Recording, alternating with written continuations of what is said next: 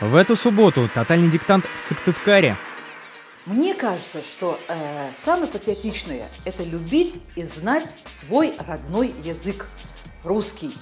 И в этом сегодня есть большая проблема, потому что приходит много бумаг, и даже чиновники делают ошибки, не говоря уже о пользователях интернета, ну и вообще, как бы сказать, наших молодых граждан. Я приглашаю всех общественников, всех политических деятелей, членов политических партий принять участие в тотальном диктанте. Уверена, что, конечно, самая интеллектуальная партия «Справедливая Россия» там не сделает ни одной ошибки, ну а всем остальным надо сверить себя и сверить свою любовь и уважение к родному языку. Акция пройдет в корпусе Сыктывкарского государственного университета по адресу улица Катаева, дом 9. Начало диктанта в 15:00. Организатор — Сыктывкарский государственный университет. Генеральный информационный партнер проекта — агентство БНК.